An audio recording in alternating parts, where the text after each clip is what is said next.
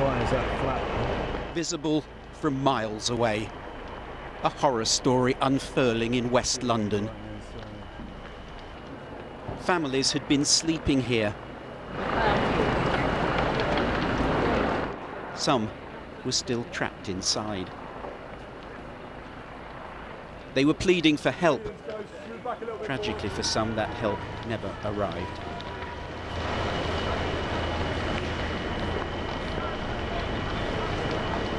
The alarm had been raised shortly before 1 a.m. and firefighters were on the scene within 6 minutes. But by that time, Grenfell Tower was engulfed. The fire had spread with terrifying speed. Anything up to 600 people live in the tower. Those who'd managed to escape were helped on the street outside. Children being given oxygen, while others found comfort in the arms of relatives. And everywhere, people struggling to take in what they were witnessing. We saw people looking out the windows, screaming help, help, flashing their lights and everything. And now all those windows, people are gone, literally gone. No, I saw one person trying to jump out, one actually jump out, and obviously what happened, it's just a nightmare. They were asking people to stay inside. And I tried to say why. He said no, just leave them because they're far the other side of the building. Staying inside, the regular safety instruction, clearly wasn't the right option on this occasion. For everyone's safety, we just need to move you back a little bit. Through the early hours, the emergency teams worked, ferrying injured to hospital, while the fire crews did what they could, although their chief confirmed they'd only been able to reach 19 of the block's 24 floors. Dawn and the battle was still continuing. Grenfell Tower and its plume of smoke could be seen from as far away as Surrey. And those tragic stories were still emerging. People are jumping off buildings, people are screaming, help me, help me, help me. I've seen videos of people stuck in the second and third floor, I think, where they were shouting out for help, held out things for help. And there's like a guy hanging down. He was trying to escape. Trying to jump.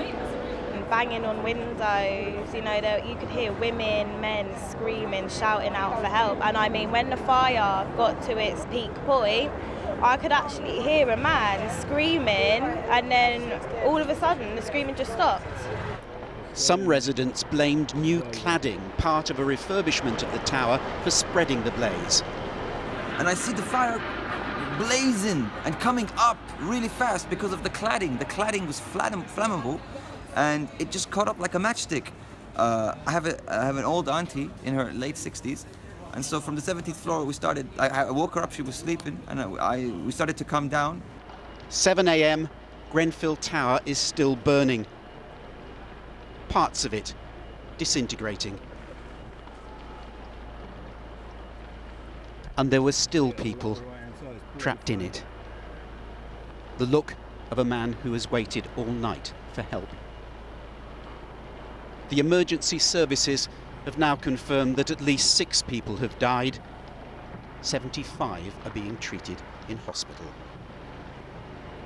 Paul Davis, ITV News. And I'm joined now by Chris Shipp from a flat overlooking the scene.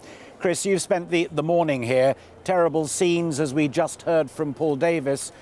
One survivor talking about a disaster out of a horror movie, and yet great acts of heroism and kindness from fire officers and local residents. What are you hearing?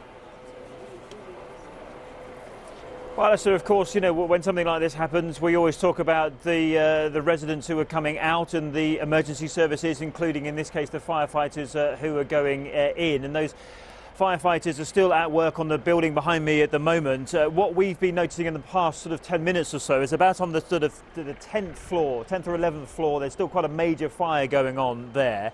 And another one appears to have just reignited on the very top floor, the 24th floor at the very top. And just to the left of that, I don't know whether you can see it behind me, the fire brigade is still dousing the side of the building in water. And what you get everywhere here, Alistair, absolutely everywhere, and I'm talking about on these balconies I'm standing on the pavements, on the rooftops of other houses, is a big sort of chunks of ash that have come floating down from the building over there, and bits of that building are still falling off, some quite large bits in some cases, and that ash is literally everywhere. You can feel the smoke at the back of your throat, and people have been talking about just the most unimaginable situation here last night. Absolutely unimaginable for anybody who was trapped in there, and dare we even try and attempt what it must have been like. But those who were even witnessing it from the ground, they'd be talking about hearing people screaming for help. They were waving torches. They even got some fairy lights and were dangling them from outside the window just to try and get some attention from the emergency services to let them know that they were there. I mean, other residents have been talking about how, you understand, Alistair, windows sometimes don't open fully because they've got child protection, so people couldn't quite sort of climb out of them. All of this will come out, of course it will, within the investigation. But we can also talk, Alistair, about the refurbishment of this building and the cladding around that building, which a lot of people have been saying has exacerbated the fire. And the Residents' Association making it clear that they had warned the council and the landlord that this was an accident waiting to happen. Yeah, that is exactly right. And the Grenfell Residents Association, who were formed, I've been told this morning, because they were trying to stop a brand new school which was being built on a new bit of land just beneath the tower block. I don't know if you can see it. It's like a green and beige coloured building there. And it was when that school was built that the tower block was refurbished and sort of reclad. Now, the Residents Association has been saying that they've been warning about fire safety in this building for some considerable time. But a conversation I had earlier, Alistair, with someone who lives in a house just down here. He was seeing this from about 1:45 this morning. And he said within about 15 minutes, the fire in a corner flat, now there's speculation this morning it was caused by a refrigerator blowing up, but that's, you know, we don't know for sure, but that's certainly what a lot of people are talking about here at the moment. And he was saying the fire that was contained in that corner spread to the very top of this 24-storey building within around 15 minutes. And he blames this cladding because it said it created a flue between the sort of new exterior and the concrete. And he said that refurbishment is responsible for killing people. Chris, thank you.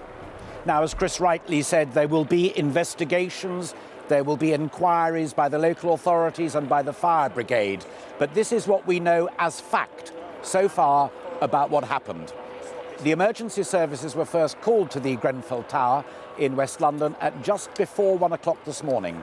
The first firefighters arrived less than 6 minutes later. Grenfell Tower is 24 stories high, containing 120 flats, where between 400 and 600 people are said to live. Every floor from the second upwards has been affected by that fire.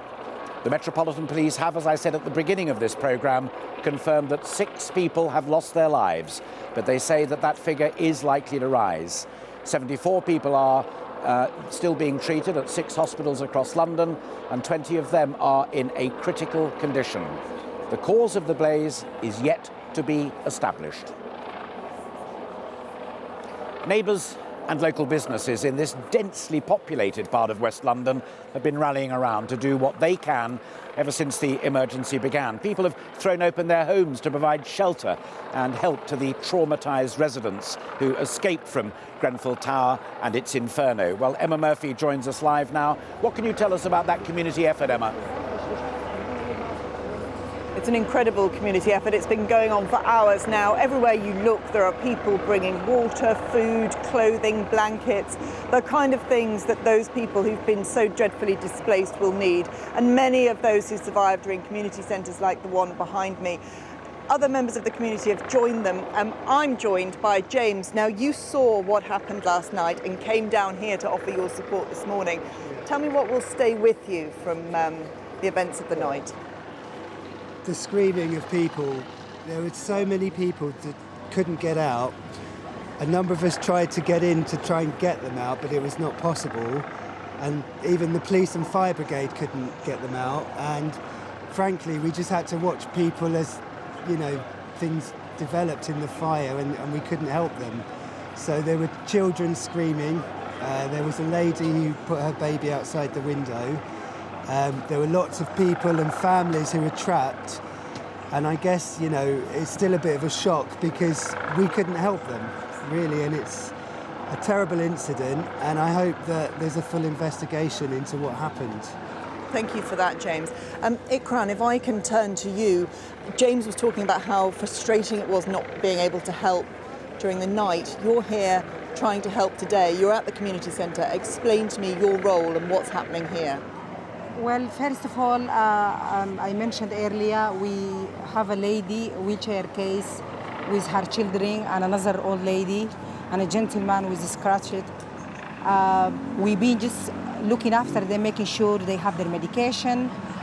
We've been working with the local GP, which is my doctor, I happen to be, getting in touch with the district nurse to bring emergency supply for their medication because they were just rushed to come out. And we're doing what we can just to make them comfortable and make sure they have taken their medication, they have something to eat. And now we are going into a step where we're thinking about where we can accommodate them for the night. And kindly, I was approached from some people, given their time and flat, if people they want to stay, they don't mind to do that. And also inside that centre, we've been speaking to them, some of them this morning, those who are waiting for news, that awful, desperate wait. Have you been able to offer any support to those families who just want to know now? Absolutely, and the very good news, I just went to check on my clients in there, and I had one of the office staff come in to show him who we found. There was a care worker who lives in the building. We didn't know anything about her and her child.